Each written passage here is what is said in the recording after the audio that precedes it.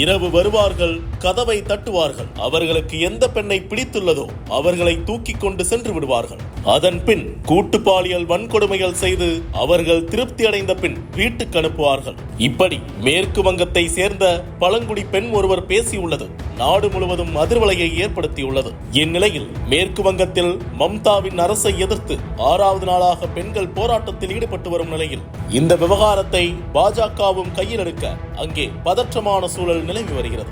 மேற்கு வங்கத்தில் நார்த் 24 பிரகானாஸ் மாவட்டத்தில் அமைந்துள்ள சந்தேஷ்காலி கிராமத்தில் பெண்கள் தொடர் போராட்டத்தில் ஈடுபட்டு வருகின்றனர். இந்த திடீர் போராட்டத்திற்கு அவர்கள் முன்வைக்கும் குற்றச்சாட்டுகள் கேட்போரை பதபதைக்க வைக்கும் விதமாக உள்ளது.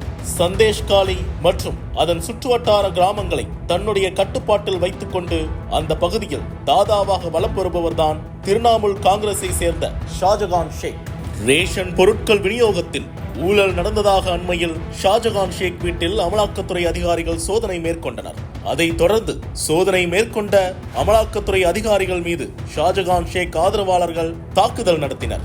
இந்நிலையில் தற்போது ஷாஜகான் ஷேக் தலைமறைவாக இருந்து வருகிறார். அவரை தேடும் பணியில் காவல்துறையினர் மும்முரமாக ஈடுபட்டுள்ளனர். இந்நிலையில் அவருடைய தலைமறைவை தொடர்ந்து இத்தனை ஆண்டுகளாக அச்சத்தின் காரணமாக வாய் திறக்காமல் இருந்த பெண்கள் போராட்ட களத்தில் இறங்கியிருக்கிறார்கள்.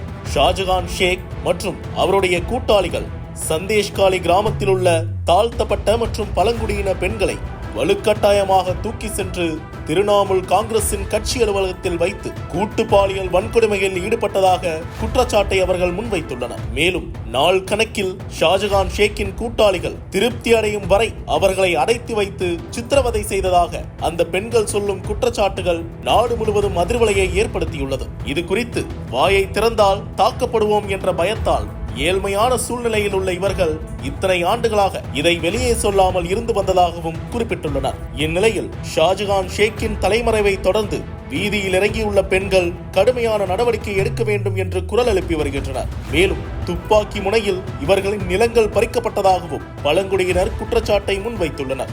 இந்நிலையில் கொல்கத்தா உயர்நீதிமன்றம் ஷூ மோட்டோவாக இந்த விவகாரத்தை கையில் எடுத்துள்ளது. அதே நேரம் தேசிய மகளிர் ஆணையத்தின் தலைவர் நேரடியாக பாதிக்கப்பட்ட பெண்களை சந்தித்து வாக்குமூலங்களை பெற்றுள்ளார். இந்த விவகாரம் குறித்து மம்தா மௌனம் காத்து வரும் நிலையில் பாஜக இதனை கையில் எடுத்துள்ளது. இந்து பெண்களை மட்டுமே டார்கெட் செய்து இந்த பாலியல் வன்கொடுமை நடந்துள்ளதாக மத ரீதியான பிரச்சாரத்தையும் பாஜக முன்னெடுத்துள்ளது. பாஜக தலைவர்கள் போராட்டத்தில் ஈடுபட அந்த பகுதி காவல்துறையினருக்கும் இவர்களுக்கும் இடையே வன்முறை ஏற்பட தற்போது அந்த பகுதியில் 144 தடை உத்தரவு பிறப்பிக்கப்பட்டுள்ளது.